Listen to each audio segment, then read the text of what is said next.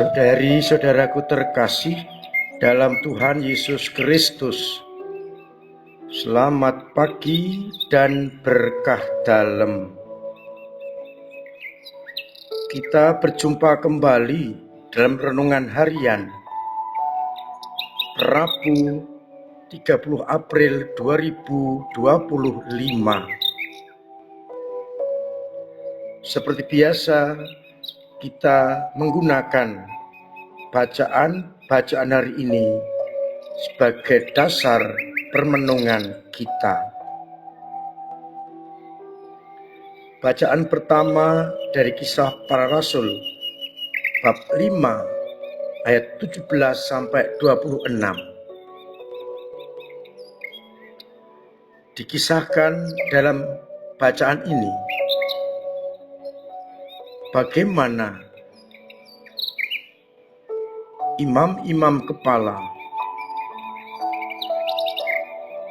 bertindak dengan kejam terhadap jemaat-jemaat, sebab mereka iri hati. Maka mereka menangkap rasul-rasul dan memasukkannya ke dalam penjara kota. Namun tengah malam, malaikat Tuhan membuka pintu-pintu penjara dan membawa para rasul keluar, dan mereka diperintahkan, pergilah, berdirilah di bait Allah dan beritakanlah seluruh firman hidup itu kepada orang banyak. Mereka pun menaatinya.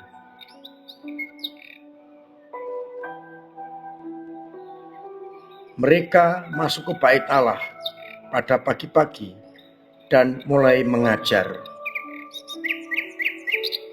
Sementara itu, imam besar dan pengikut-pengikutnya menyuruh mahkamah agama berkumpul dan menyuruh mereka mengambil rasul-rasul dari penjara. Tapi ketika mereka, yakni petugas, datang ke penjara, tidak menemukan rasul-rasul itu, dan kembali dengan membawa kabar, kami mendapati penjara terkunci sangat rapi, dan semua pengawal ada di tempatnya. Namun setelah kami masuk, tidak menemukan seorang pun di dalamnya. Maka imam-imam kepala, petugas bait Allah, cemas dan bertanya, apa yang telah terjadi atas para rasul. Tiba-tiba datanglah seorang membawa kabar, lihat, orang-orang yang telah kamu masukkan dalam penjara kini dalam bait Allah dan mengajar banyak orang. Maka para imam kepala dan petugas bait Allah datang ke tempat para rasul, mengambil kedua belas rasul itu, tapi tidak dengan kekerasan, melainkan dengan lembut karena takut kepada orang banyak. Sedangkan pada Injil Yohanes bab 3 ayat 16 sampai 21 masih soal percakapan dengan Nikodemus. Yesus menegaskan, begitu besar kasih Allah kepada dunia ini, sehingga Ia telah mengutus anaknya yang tunggal, supaya setiap orang yang percaya kepadanya tidak binasa, melainkan beroleh hidup yang kekal. Sebab Allah mengutus anaknya ke dalam dunia bukan untuk menghakimi, melainkan untuk menyelamatkannya. Maka barang siapa yang percaya kepadanya, ia tidak akan dihukum.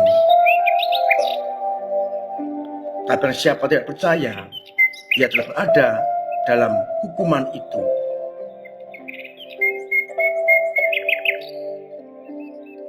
Hukuman itu ialah terang telah datang dalam dunia, tapi manusia lebih menyukai kegelapan daripada terang.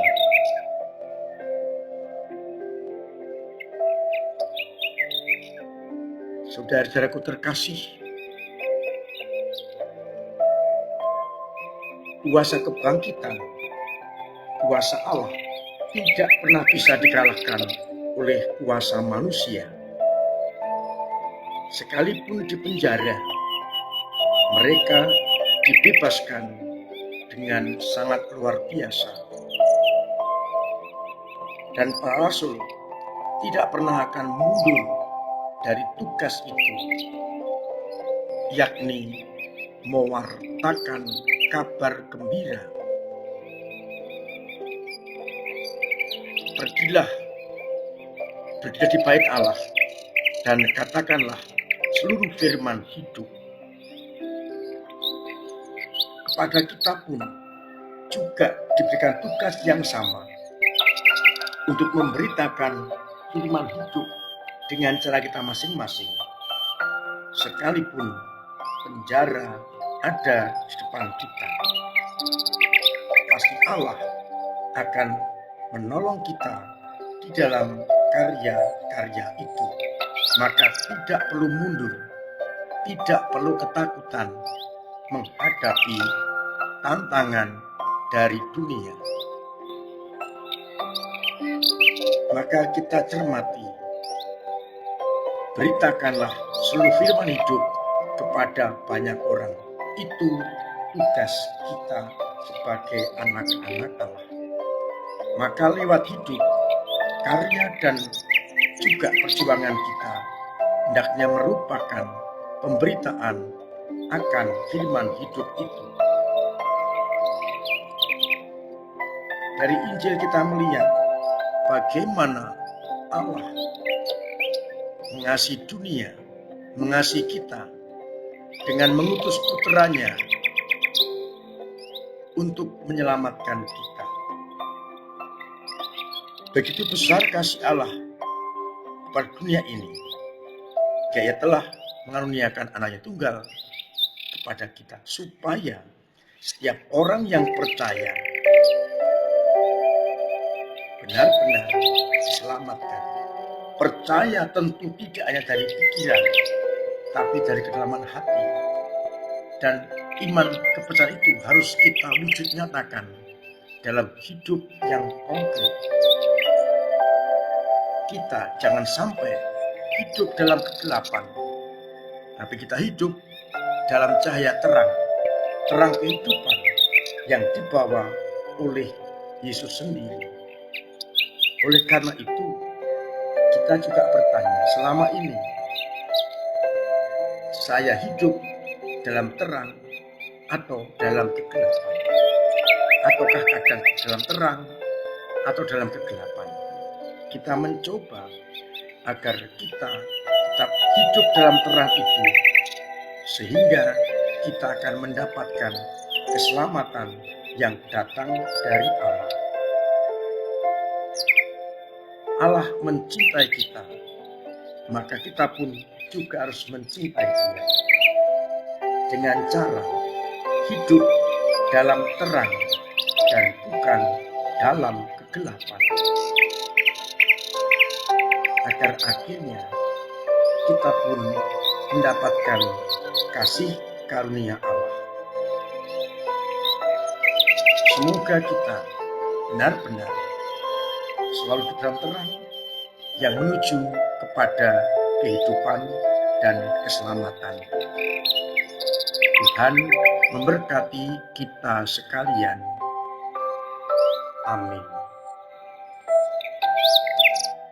Marilah berdoa. Bapa yang penuh kasih, kami bersyukur atas sabda-Mu hari ini yang mengajak kami untuk terus mewartakan firman hidup kepada dunia dengan cara hidupkan masing-masing, dengan hidup dalam terang dan bukan dalam kegelapan, sehingga kami tidak akan jatuh ke dalam api neraka. Semoga Engkau mendorong kami untuk meninggalkan kegelapan dan menjadi terang kehidupan, dan kemudian mewartakan firman hidup, agar akhirnya nama-Mu dikenal oleh banyak orang. Semoga iman kami yang kadang lemah, kadang jatuh, kadang mandek, bahkan kadang hilang, tetap Engkau kuatkan, agar kami dalam situasi apapun tetap hidup dalam iman dan terang-Mu. Semoga umat-Mu yang sakit Engkau sembuhkan, yang punya beban berat Engkau ringankan, yang punya persoalan Engkau bantu mengurai, agar akhirnya dalam situasi apapun kami tetap setia pada iman kami. Untuk itu sertai kami dengan berkat-Mu sendiri, Bapa dan Putra dan Roh Kudus. Amin. Saudara terkasih, tetap saya ingatkan, saya dorong untuk terus memiliki pola hidup yang sehat. Pola hidup yang membuat kita semua terbebas dari penyakit. Biarlah dari semua kita semakin dimampukan untuk hidup sesuai dengan kehendak-Nya. Terima kasih untuk semua usaha panjenengan dalam ikut ambil bagian gereja mewartakan kabar sukacita lewat doa-doa, pemberian diri, pemberian waktu, pemberian karya, dan pemberian dana untuk gereja. Biarlah akhirnya gereja semakin bisa menjangkau banyak orang lewat panjenengan semua. Kita terus ambil bagian dalam berbagai momen kegiatan gereja.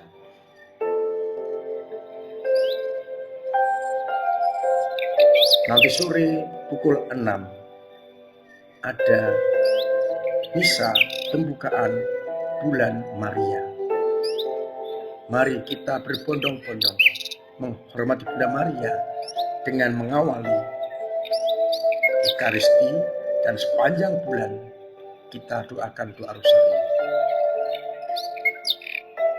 Sabtu dan Minggu 3 dan 4 Mei akan ada penggalangan dana dari Paroki Bandung Wonosari. Sebagai umat dan sebagai